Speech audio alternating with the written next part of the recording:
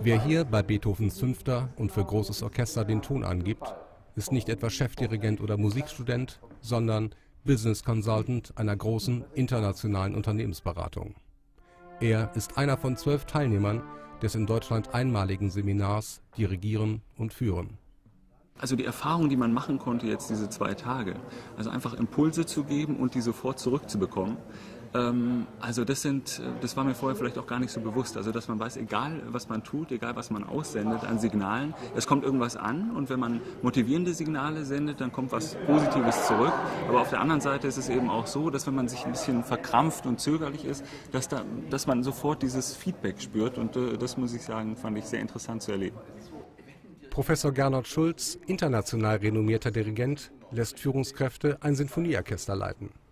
Er selbst war viele Jahre bei den Berliner Philharmonikern und wurde von Herbert von Karajan zum Dirigieren gebracht. Die Sicht aus der Chefetage kennt Professor Manfred Harnischfeger, führender Medien- und Kommunikationsexperte in der deutschen Wirtschaft.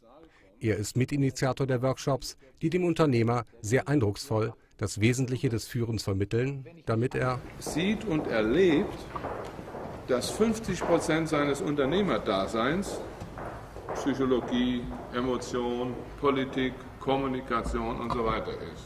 Hoher Anteil. Ja? Und das kann man hier als Führungskraft genau erleben.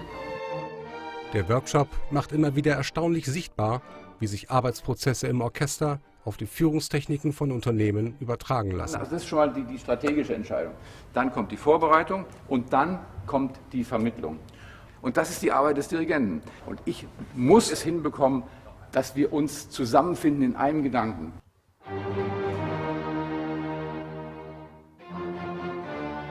Ich muss meine Begeisterung fast zurückhalten. Ich finde es wirklich toll, in einem anderen Kontext das Thema Führung nochmal zu erleben. Es gibt kaum eine Möglichkeit, Führung so unmittelbar erleben zu können, so unmittelbar Feedback zu bekommen auf das, wie man als Person dasteht und welche Anweisungen man gibt. Es mag überraschen, aber Noten lesen zu können, ist in diesem Seminar nicht notwendig. Entscheidend ist, vorne zu stehen, sich wirklich darzustellen als der man ist, mit dem, was man will. Das Dirigieren zum Thema Führung zu kommen, ist nun einfach ein ganz neuer und anderer Ansatz. Ich habe viele Ideen, die ich aus dem Workshop mitnehme und die ich mit Sicherheit in unser Angebot integrieren würde. Mal schauen genau, wie man es machen kann, aber da sind sehr, sehr viele Anknüpfungspunkte.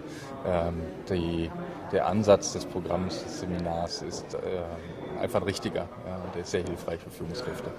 Das Seminar bietet Führungskräften Einblicke mit Seltenheitswert. Für eine neue Sicht auf die Dinge reichen hier 30 Zentimeter, ein Schritt auf das Podest des Dirigenten.